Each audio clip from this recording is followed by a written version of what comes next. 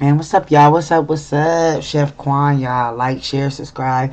Now we on Elijah McClain. For real, y'all. Let's really dig deep in this. I don't like how they doing him. I really don't. So, one officer so far was guilty. One was acquitted. And then the third one, who we're going to talk about today, was actually acquitted.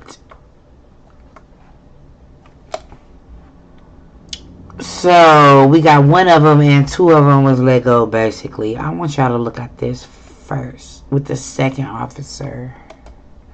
We still don't even know what they gonna give the one that was guilty of it, but let's go ahead and look this up. Come on, y'all, let's watch this.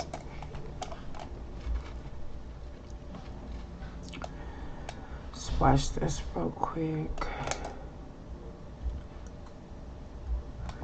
Wait.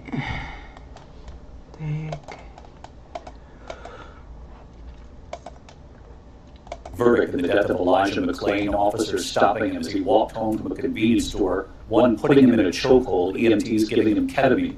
Tonight, the verdict just in for the officer who placed him in that hole, and here's Pierre Thomas. Tonight, a Colorado police officer has been acquitted in the killing of Elijah McClain, a young man whose death shocked the nation. The four-person reads, we the jury find the defendant, Nathan Woodyard, not guilty of manslaughter, reckless, and the lesser included offense of criminally negligent homicide. Nathan Woodyard placed McClain in a neck hold which has since been banned, with his defense team arguing McClain was alive when Woodyard released him and that it was a fatal dose of ketamine that contributed to McClain's death. Woodyard's acquittal comes just weeks after another officer was acquitted in McClain's death while yet another was convicted. It was August 2019 and McClain, a massage therapist, was walking home after buying iced tea from a convenience store. Stop right there. Police confronting McClain after receiving a report of a suspicious person wearing a ski mask. But what they didn't know, according to Elijah's family, is that he wore a ski mask because he was anemic and often cold. Police grabbed McClain within 7 seconds. The officers applied a chokehold. I'm so sorry. You're going to do. I don't do that stuff. Paramedics later inject McClain with that powerful drug. He was declared brain dead days. And something that I do want to reach out to you guys about ketamine, that's what's going on right now in that other case called Take Care of Maya. Maya, her mother was using ketamine to keep her to survive. She thought ketamine would make her child survive living. So we're going to talk more about that ketamine because ketamine plays a very good part. And those two cases are kind of not similar, but it's just because it's about the same drug that we could kind of connect something dots between them. And also with like the ketamine. We need to learn more about that ketamine. Listen to this for a little bit, and then I'm going to give you guys a little bit of the history about a few of the court cases that have been going on because they have not been public. So I'm going to let the article read you guys, and then we're going to go ahead and watch a few more videos about this police officer that just got off, which is messed up. But hey. Later, and died in the hospital. David McClain's mother was in the courtroom today, apparently wiping tears from her eyes. David? Pierre Thomas in Washington. Pierre, thank you. That We turn now to the other news. Is David McClain. That is Monday evening, the verdict in the death of Elijah McClain, officers stopping him as he walked home from a convenience store, one putting him in a chokehold, EMTs giving him ketamine. Tonight, So the verdict sad. just in for the officer who placed him in that hole, and here's Pierre Thomas. Tonight, a Colorado police officer has been acquitted in the killing of Elijah McClain, a young man whose death shocked the nation. The four-person reads, we the jury find the defendant. It's messed up, y'all. This is the person that put him in a chokehold too. They didn't. That's so messed up. This is what I want y'all to see. No, not this one. It was the one that came out about a month ago. Yeah, see, he was the second one. The one who was found guilty, we don't even know what he's gonna get yet. That's messed up. We only got one. That's so messed up.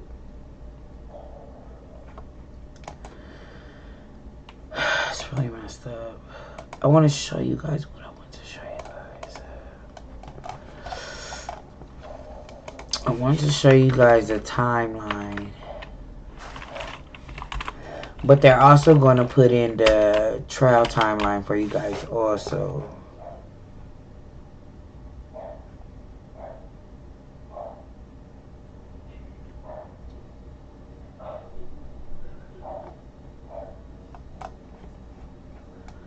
Hold up, I just had it too.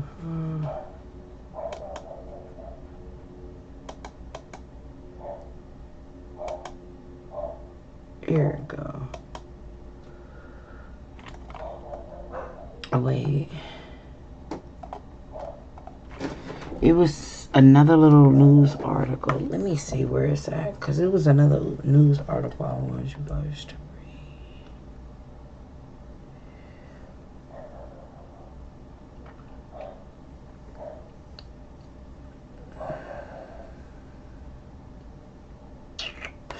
I think I lost it. Sorry.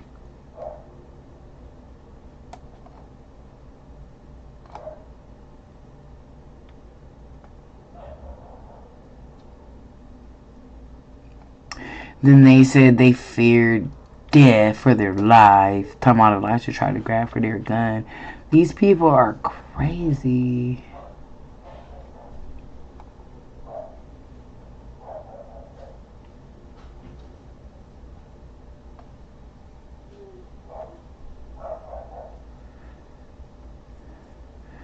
Well, let's at least look at this one until I'm able to find the one that I'm looking for. I'm looking for another one. I'm looking for another one. Oops, sorry about that, y'all.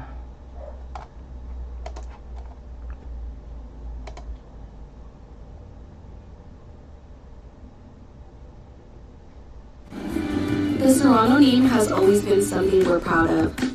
It's why we show it off on our lowriders and why we wear our name on our chains. We come from people we can be proud of.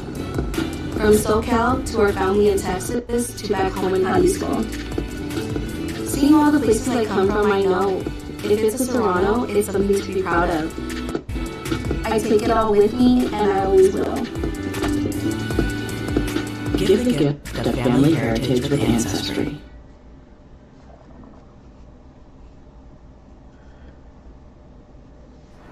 Hey, stop right there. Stop. Stop. Stop. Stop. I have a right to stop you because you're being suspicious. Turn around. Turn around. Turn around. Stop. Stop tensing up. Stop tensing up. Stop tensing up. Stop tensing up. 911, emergency. There's a body. You have to stop on Billy Street. You have a mask on. Please get you. A good person or a bad person? Yeah.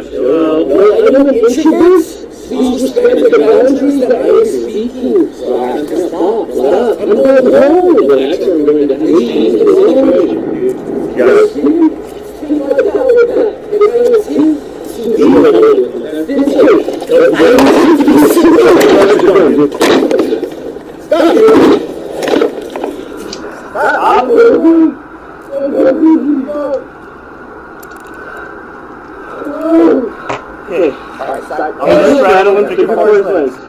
And you be to tell me we only got one officer in jail for this shit. This is sad. Every officer that played a part of this deserves to spend the rest of their life in jail. You don't do nobody like this. Y'all don't even have a probable cause of even grabbing him like that, touching this man, even stopping him.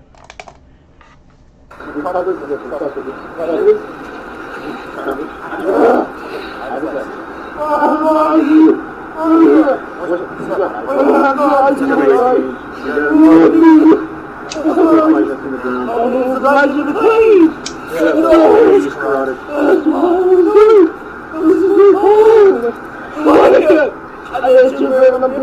If you keep messing around, we'll bring my dog out and resolve it. You understand me? Keep messing around. So when the ambulance gets here, we're going to go. All the dogs will They really said they were going to sick their dogs out on a dying man. A man that you guys hit up with ketamine, about to kill, did kill. And then you said you was going to sick your dogs out. Like this was like 1950s or 1960s or something. The hell wrong with these people? Yeah, so let's get this guy out, we hit him in the right shoulder.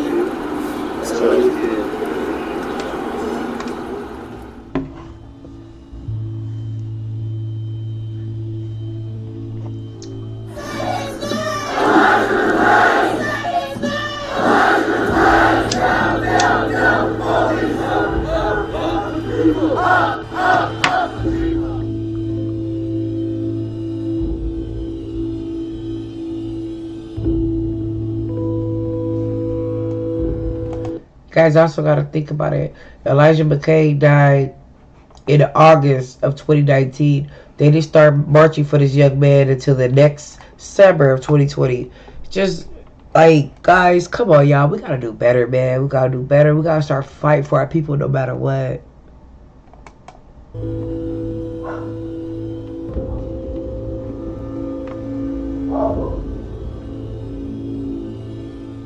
It hurts knowing that all of this could have been avoided if it had just been for human laws that were just. I have to make sure this doesn't happen anymore.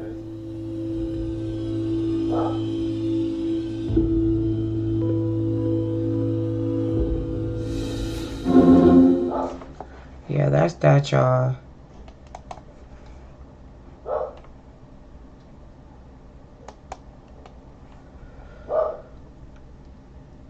I wanted to look at a few more updates on YouTube because it's pretty hot right now. And I know a few people have something to say about it. Let's see what they have to say. Yes, let's see this. Wait, let me go back. Let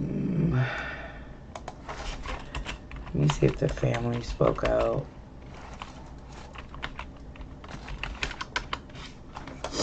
Yeah, let's see if they spoke out or anything. Hey y'all, this is Chef from the Team Local Social Team, and we're here at Austin City Limits Music Festival, and I've got new.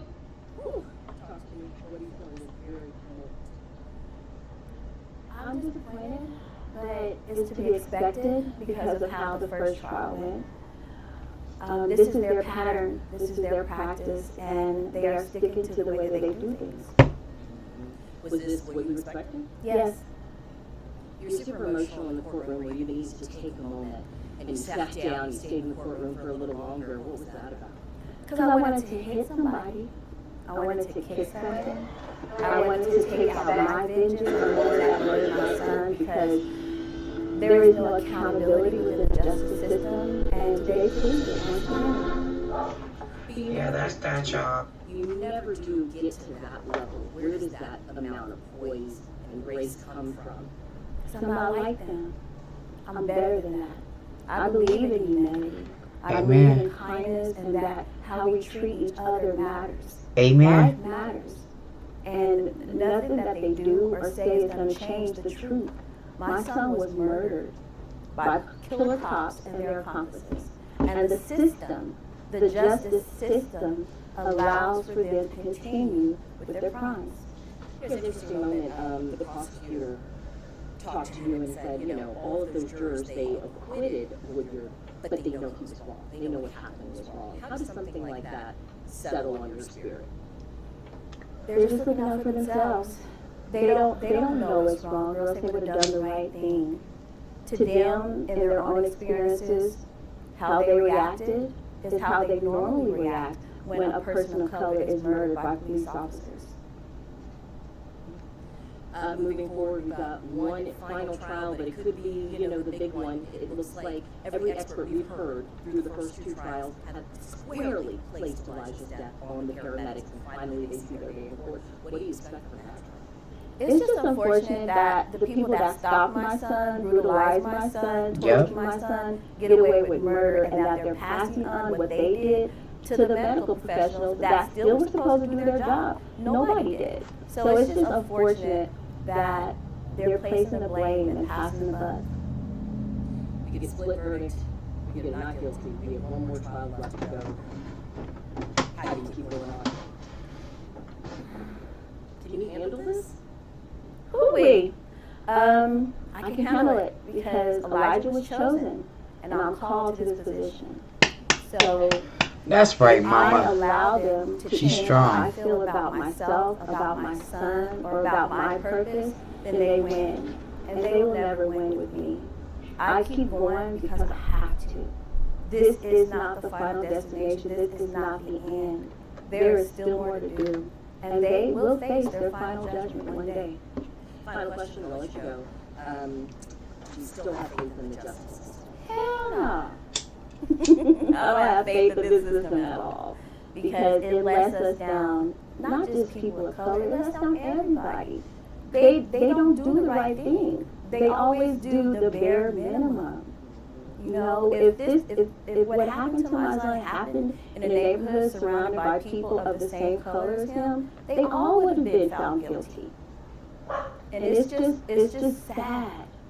And then it's thought that like, oh, but this is so much progress. They charged the officers, right? These officers got charges, they saw their day in court. But if you're letting them off, how much progress is that? There is no progress. There is no progress in lies. There is no progress in injustice. There is no progress if full accountability is not seen. There's no way this is progress. Yeah, so what? One of them got charged. One of them was found guilty. So what? They let the rest of the crew just walk. With a slap on the wrist, one of them gets to get their job back. That's not progress. That's disgusting. Go on and preach. If the justice system in Colorado feels this injustice, they are delusional. Go on and preach. Hey y'all, this is Michelle from the T-Mobile Social Team, and we're here at Austin City Limits Music Festival, and I got the new Google... She ain't lying. That mama is preaching. First up, Audio. That mama was preaching, y'all. Thank you, Ron. Good morning, Selena. How are you doing this morning? I'm good. Oh, sorry, y'all.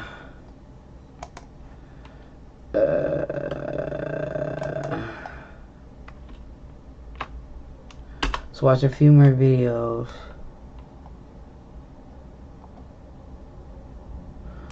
This is messed up, y'all. She's live outside the courtroom with more on what just happened there, Andrew. Jeremy, it's really no secret that this outcome is a disappointing one for Elijah McClain's mom, as well as the district attorney who brought about these charges. Nathan Woodyard, he is that officer. He's the one who first approached Elijah McClain. He's the one who successfully placed him in that carotid hold. Prosecutors long argued that Woodyard kind of set off the events that eventually led to McClain's death, but today a jury acquitted him of all the charges. When the verdict was read, Elijah McClain's mother... So basically, the main person who stopped this young man, even put him in a whole chokehold and everything, was basically he trying to reach for my gun and hit him with ketamine. We need something. We need something. What is it? Ambulance. We need something. Medical providers to calm him down. And they killed this baby. They killed this young man. Murdered him. That's messed up, man. Shanine McClain, she sat there visibly upset, kind of just stared at the jury for a while after that verdict was read. Attorney General Phil Weiser and others on the prosecution's team hugged and comforted her after that verdict. Phil Weiser, he said after that today's outcome is not what they had hoped for, but they remain undeterred on their mission to get justice for Elijah McClain and his family. At this moment, I'm thinking about Shanine McClain, who has fought hard to keep her son's memory alive and to live on as a blessing. No mother should go through what she's gone through. We must all do what we can to stop the unlawful and unnecessary use of force that can result in people dying at the hands of law enforcement. As I've said before, only then will we have true justice and accountability. And now 2 of the 3 officers have been acquitted in this case. Randy Rodima, who was on trial last month, he was found guilty of criminally negligent homicide. Now, one thing that both sides have agreed on, ketamine was a big factor in Elijah McClain's death. The 2 paramedics who made that decision ultimately gave Elijah McClain that ketamine that night. They are scheduled to go on trial later this month. It's scheduled to start on November 27th. Live outside Adams County Courthouse, Andrea Henderson, Fox 31. Switch to Chrome to load your favorite sites fast, so you can browse with ease. Fast, safe, yours. Get Chrome for Windows.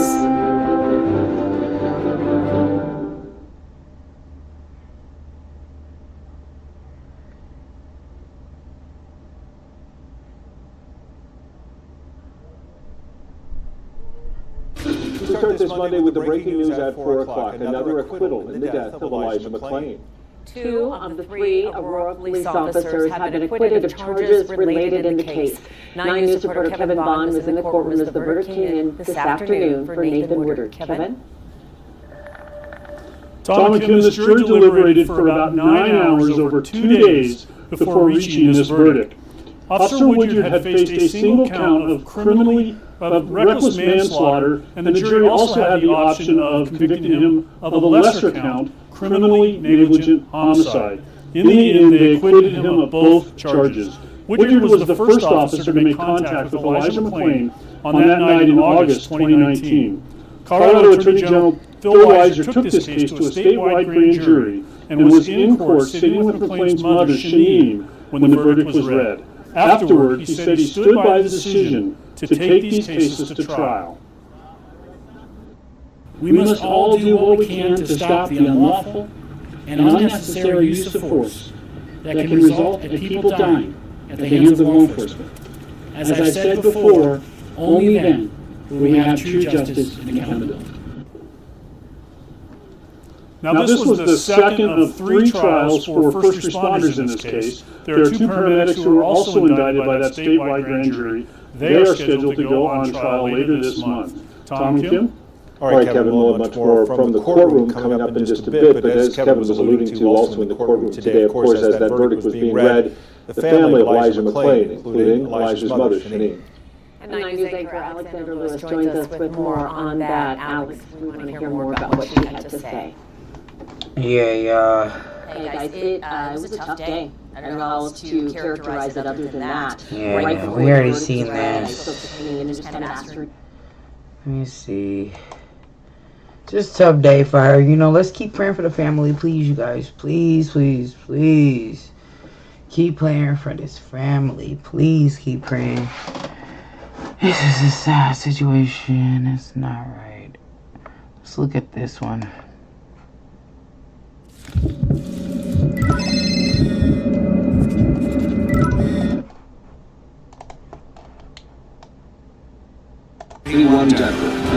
Back to that breaking news, a verdict in the death of Elijah McClain. Randy Rodima guilty for criminally negligent homicide, guilty of assault in the 3rd degree. And at the same time, Second Officer Jason Rosenblatt acquitted of all charges against him, including reckless manslaughter and assault. Fox 31's Andrea Henderson joining us live from the Adams County Courthouse with these breaking developments. Andrea.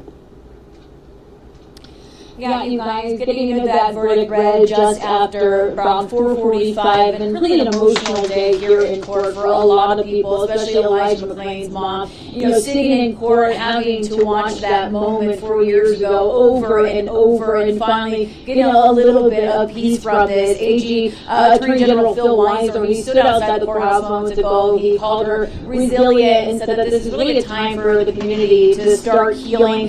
He said today's verdict is about accountability. He hopes it can be a time to move forward and look to the next. And of course, this is far from over. There's still 3 more trials in this case. People facing charges in relation to the death of Elijah McClain. So let's take a listen to him speaking just moments ago. They presented the strongest case they could to lead to wholly accountable actors who were involved in the death of Elijah McClain. Today, the jury returned a guilty verdict as to one of the defendants. I'm so grateful that the team's hard work and dedication resulted in this judgment. We have 2 more trials yet to prosecute, and I know the teams handling those cases will bring a similar commitment to their work. And as you heard, Attorney General Phil Weiser is really praising the prosecution, and when he was talking outside of the courthouse, and really said that he thinks this is the first step that we can see better policing. And as he mentioned, we're going to see more trials in relation to McClain's death. That first one expected to actually start tomorrow, jury selection starting for the trial of Nathan Woodyard. So far from over, again, after 3 weeks of testimony, 17 hours of deliberation, coming to the split verdict here today, you guys.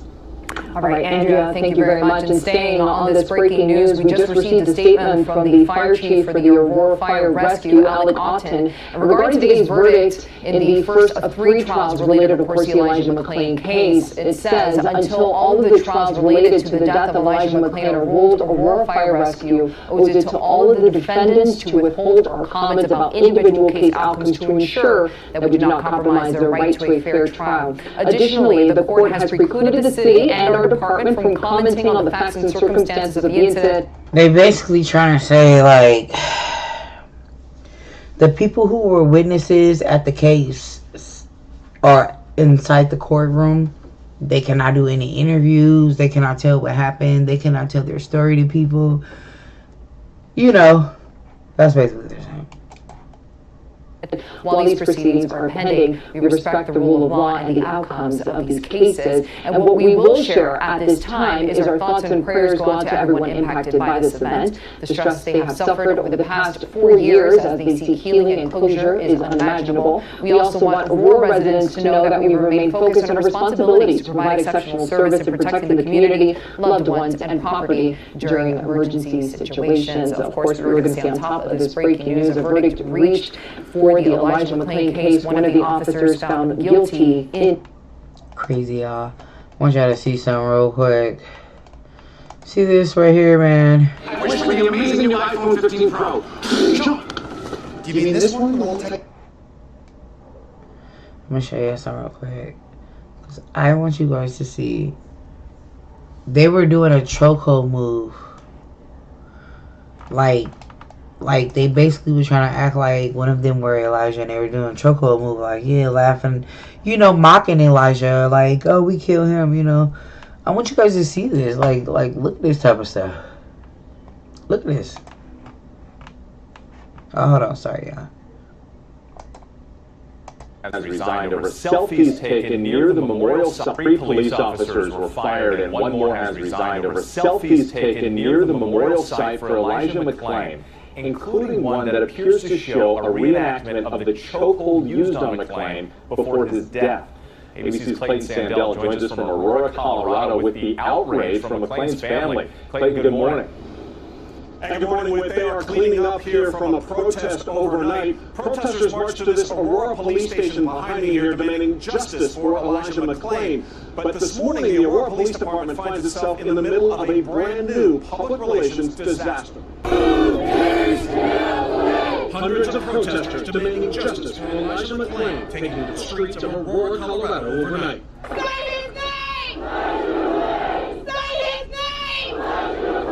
Amid growing anger over a cruel new twist.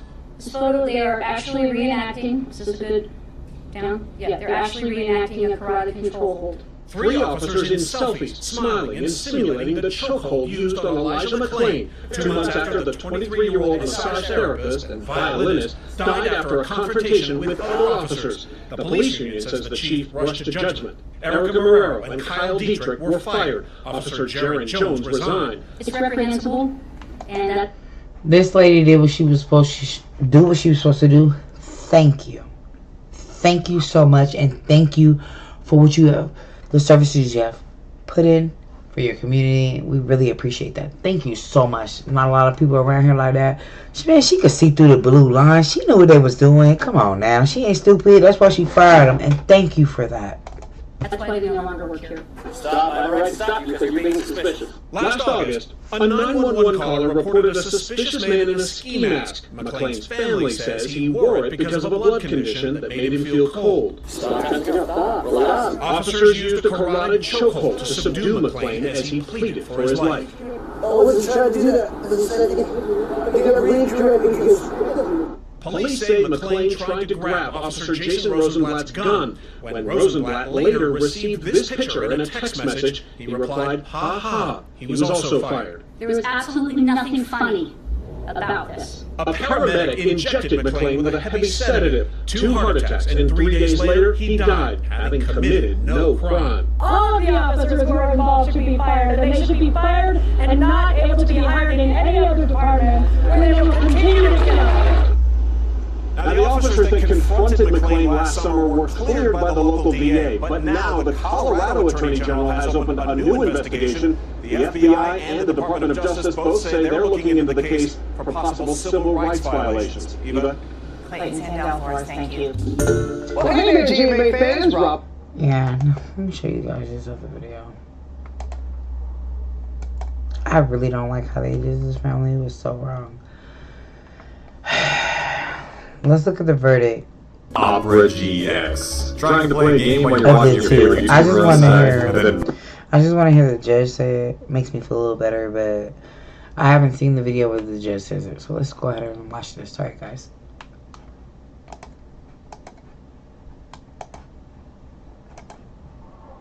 Reviewed the verdict forms.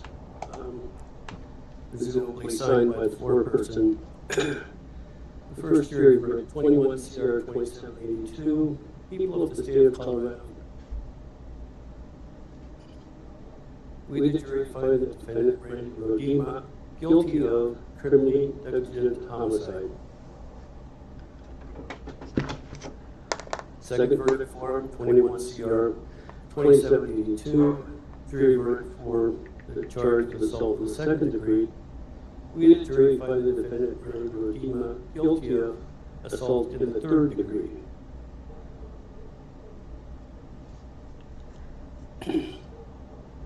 Next verdict reads as follows: 21 CR 2788, jury verdict, charge of manslaughter, reckless. We, the jury, find the defendant, Jason Rosenblatt, not guilty of manslaughter, reckless, and the lesser included offense of criminally negligent homicide with a signature of the foreperson. Jury verdict, 21 CR 2788, people of the state of Colorado v. Jason Rosenblatt. We, the jury, find the defendant, Jason Rosenblatt, not guilty of assault in the second degree. Do any of the parties wish to have the jurors polled?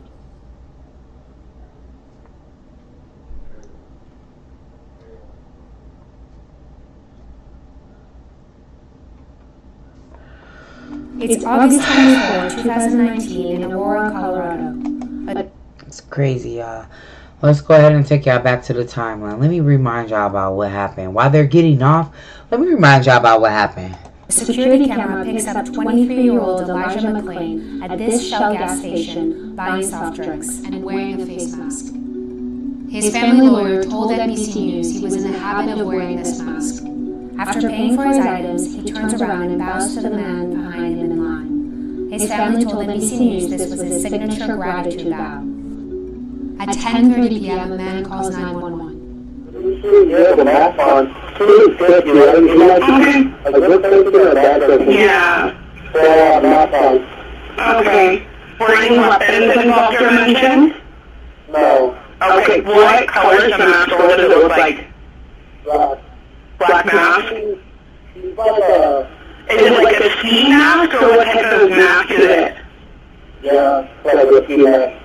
Elijah McClain is walking home from a nearby Shell gas station. He's holding a plastic bag with his purchases. At 10:43 p.m., Aurora police officer Nathan Woodyard spots McClain. Stop right there. Hey, stop right there. Stop. Stop. Stop. Stop. I have a right to stop you because you're being suspicious. 9 seconds after exiting his vehicle, the officer initiates physical contact. 10:44 p.m. Officer Jason Rosenblatt and Officer Randy Wodema are now also on the scene and surrounded. No, I am an introvert. Please respect the boundaries that I am speaking. Stop. Relax. I'm going home. Relax or I'm going to have to change the situation. Stop. Leave me alone. Stop. No, leave me alone. First off, you guys started to arrest me, and I was stopping my music to listen. The situation escalates when the officers try to move McClain onto the grass. Officer Woodyard's body cam is knocked to the ground.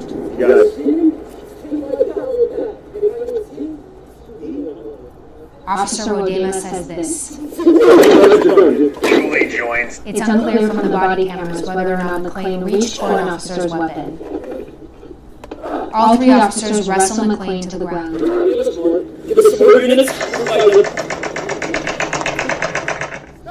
At this moment, one of the officers uses a carotid control hold on McClain, a tactic that involves an officer placing his arm around a subject's neck, applying pressure, and restricting blood to the brain via the carotid arteries. Responding officers later told an Aurora police investigator that McClain briefly went unconscious, and the officers released the hold. At 10:46 p.m., just over 2 minutes after the first officer made contact with him, McClain is pinned to the ground and says this.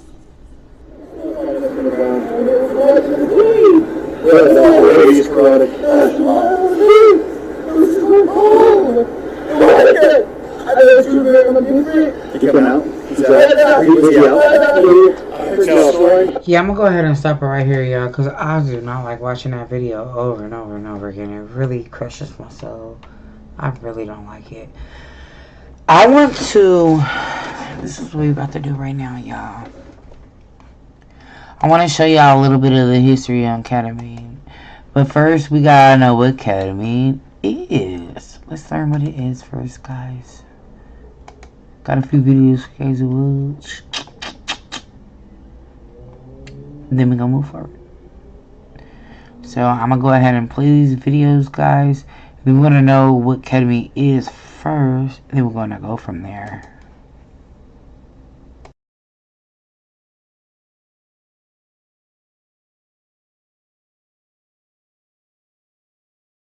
I'll present you an overview of what ketamine is, where it came from, and how it's used in medicine.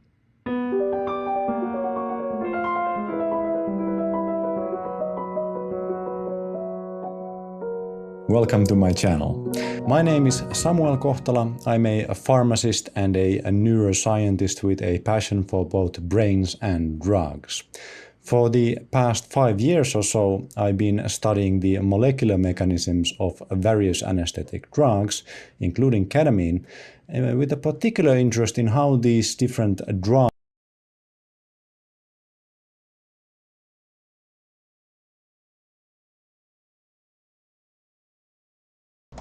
I'm sorry for stopping it, guys, but I just want you guys to understand that I want to dig deep into this ketamine because me personally, I believe that's what killed him. The ketamine and the choco. Sorry about that, guys.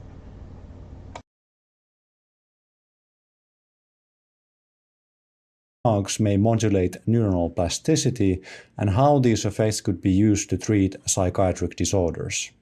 The first question is, of course, where did ketamine come from? Does it grow in a tree? No. The story of ketamine begins in the 1950s when the Park Davis Pharmaceutical Company was investigating a group of drugs known as aryl cyclohexylamines. One of these molecules was PCP, which was brought to the market as an anesthetic drug. Now, PCP was not an ideal drug by any standards. In fact, some of the patients anesthetized with PCP experienced severe post-operative psychosis, or in some cases, extreme dysphoria. But the company knew that this class of drugs had potential, and they directed efforts towards synthesizing novel aryl cyclohexylamine compounds, perhaps compounds that have a less severe set of side effects. I started at Purdue Global because it was really easy to try to balance classes, writing papers, being a mom, being a full-time employee. I could still balance my personal life. That's my comeback. Start yours at purdueglobal.edu.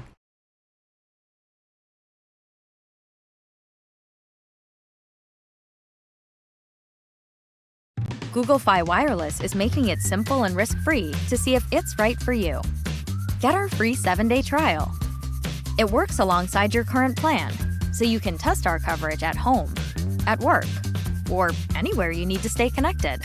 Get unlimited data, calls, and texts in the US with hotspot tethering, VPN, and spam blocking. You'll automatically renew after 7 days and can cancel anytime. Start your free trial with Google Fi Wireless today.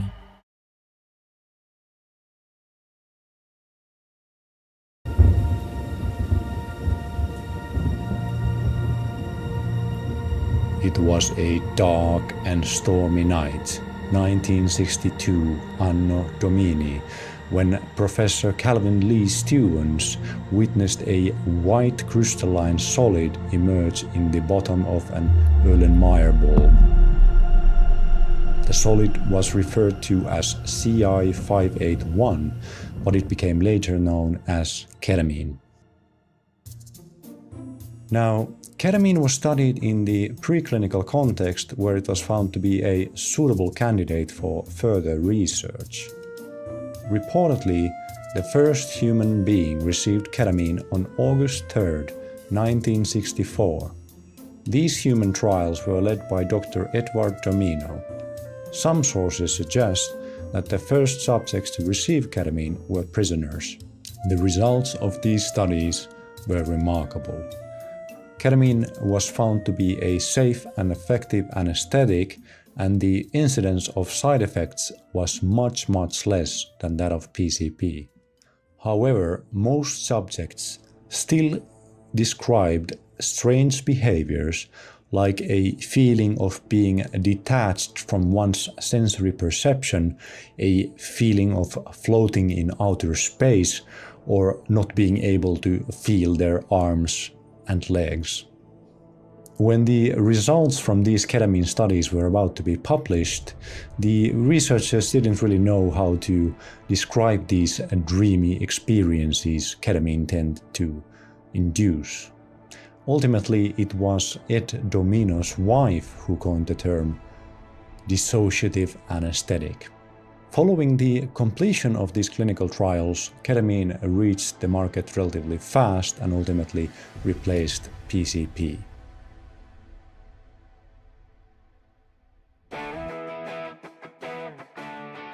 The true test for this new anesthetic was the Vietnam War, where it was given to wounded soldiers on the battlefield.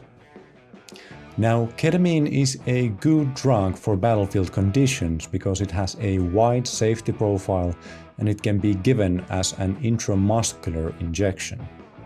Moreover, ketamine essentially upkeeps the core functions of the body so that there is no need for an anesthesiologist to monitor the patient, or there's no need for procedures like intubation. These effects, combined with the fact that ketamine is also an effective painkiller, made it an ideal drug for emergency medicine. Surprisingly, already in the 1970s, ketamine was investigated in the psychiatric context. In these very early studies, rather large doses of ketamine were given to psychiatric patients with the intention to facilitate psychotherapy. However, these studies were rather poorly controlled, and they essentially don't live up to the standards of today's clinical research and thus remained rather obscure.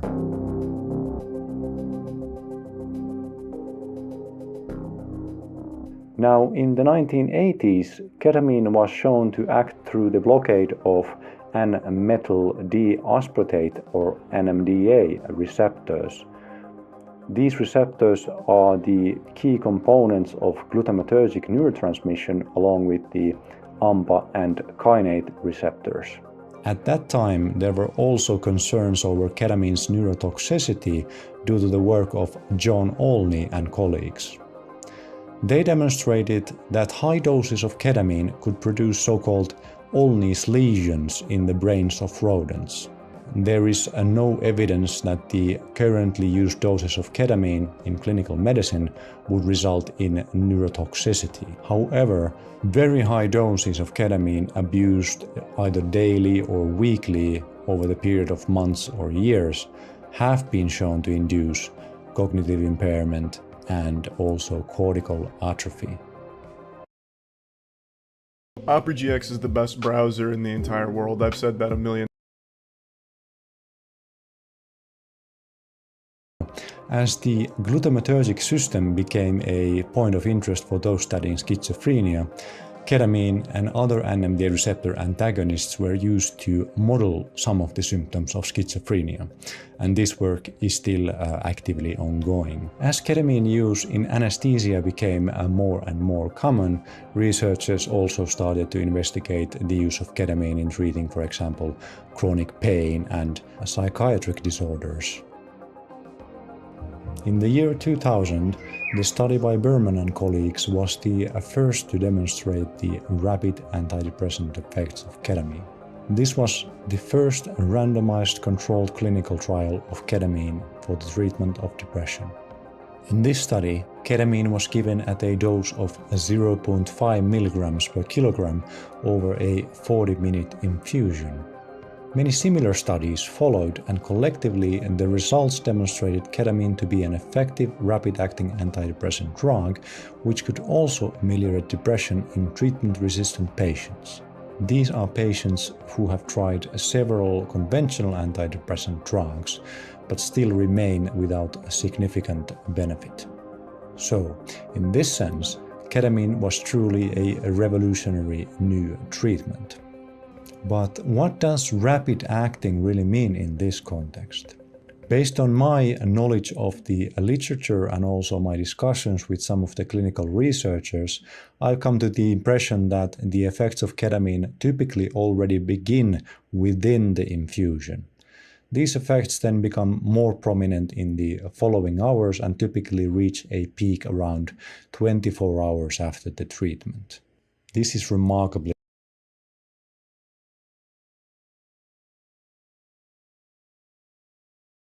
Okay, y'all, I'll be right back. We're gonna do more with this ketamine because we need to, y'all. We really do need to. Like, share, subscribe. Hey, I'll be right back tonight, y'all. So join me, okay? We gotta solve all these cases, y'all. We are gonna talk about Quilla. We are gonna talk about Elijah McClain. We are gonna talk about Miss Moody and Miss Coates. And we're going to go ahead and watch that video about Quilla again because this time we need to dissect it and resect it and see what's going on in that video. So, please, y'all, join me back because I will be back later on today, alright, y'all? And we out. Have a good night.